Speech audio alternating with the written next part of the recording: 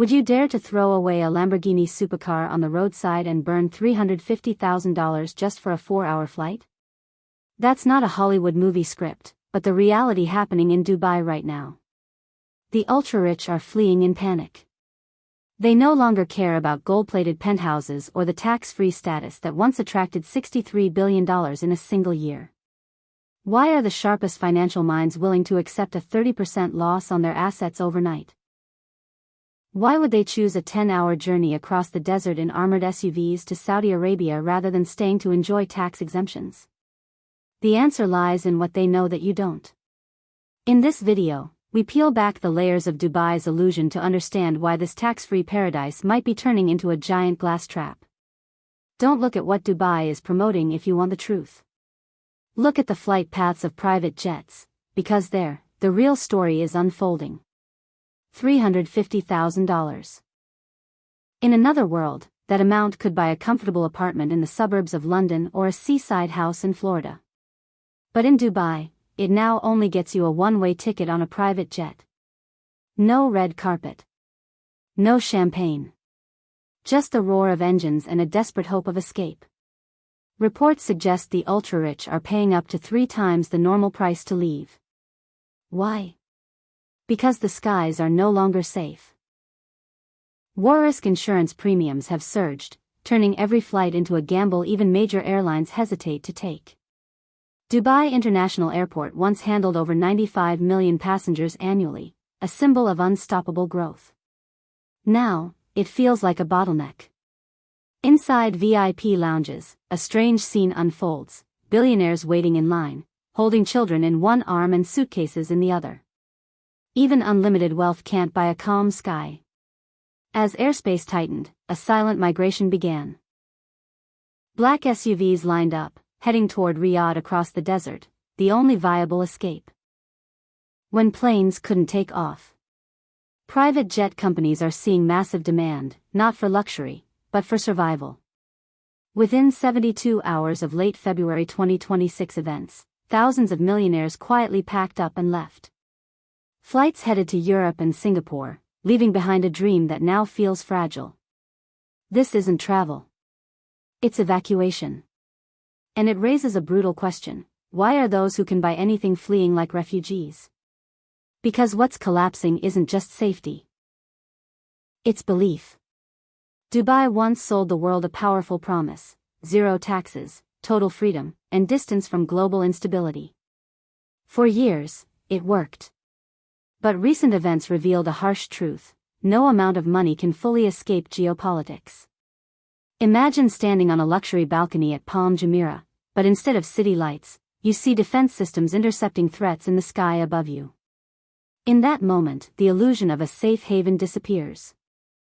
Location, once its biggest advantage, now exposes it to regional tensions. Its modern infrastructure makes it visible and vulnerable. Luxury suddenly feels like a trap when escape routes are uncertain. The ultra-rich understand something critical: safety here was never permanent. It was temporary, a subscription. And now, they're canceling it. When trust collapses, gold becomes just metal. Skyscrapers become empty shells. Real estate projects are stalling. Capital is flowing out. Confidence, built over decades, is cracking in days. That $63 billion Dubai attracted from nearly 10,000 millionaires wasn't long-term investment, it was hot money. It didn't build industries. It didn't create deep value. It sat in luxury apartments and bank accounts, ready to move at any moment. And now, it's moving. Property prices are falling. Luxury homes are being discounted heavily, yet buyers are disappearing. Because the original purpose wasn't living, it was asset parking. And when safety disappears, those assets become liabilities. As wealthy residents leave, the luxury economy begins to weaken. Analysts warn prices could fall further as supply rises and demand vanishes. Projects risk becoming monuments to overconfidence. Meanwhile, billions are being quietly shifted into gold and digital assets, things that can move quickly across borders. Because when instability rises, mobility becomes more valuable than luxury. Dubai's biggest selling point, zero tax, now comes with a hidden cost, physical presence requirements. In peaceful times, it's a lifestyle perk. In crisis, it becomes a cage. Many are realizing saving taxes isn't worth being trapped in a volatile region. Golden visas don't guarantee protection. In emergencies, citizenship matters more than residency. Evacuation priorities expose a harsh hierarchy. Those with powerful passports leave first. Others wait. And liquidity is tightening. Real estate can't be moved. Large transfers face restrictions. Sanction risks create uncertainty. So the wealthy are leaving, choosing places like Singapore or London. Higher taxes, yes, but stronger legal systems and greater stability. Because in the end, safety beats savings. As Dubai trembles, Riyadh is rising. Saudi Arabia is positioning itself as more than a luxury hub, aiming for industry, technology, and long-term stability. Its airports remain functional. Its infrastructure steady. It's becoming a gateway for capital fleeing Dubai. At the same time, Singapore is attracting wealth with distance from conflict and strong rule of law. Tokyo is emerging as another stable destination. Money has no loyalty. It moves where survival is most likely. Every private jet leaving isn't just a departure, it's a signal. Dubai now faces competition from both rising regional powers and established global financial centers. This is a turning point. Because prosperity built only on image cannot survive fear. In Dubai, status was once defined by visible wealth, cars, villas, lifestyle. But in crisis, true power fits in your pocket, a passport. Evacuation privileges highlight inequality. While the rich escape, many others remain with no options. Private jets take off. Workers watch from below. This contrast reveals the deeper reality of a system built on imbalance. Interestingly, not everyone is leaving.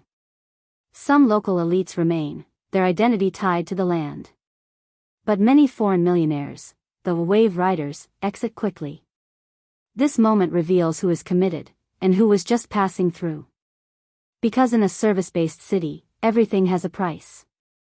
Even safety. And when safety becomes exclusive, the illusion begins to collapse.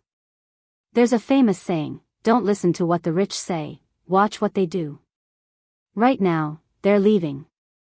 And that teaches us something important. Diversification isn't just financial, it's geographical and legal. True security means not depending on one country, one system, or one passport.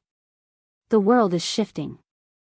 And in this new era, safety is the ultimate luxury. Dubai may recover. The lights may return.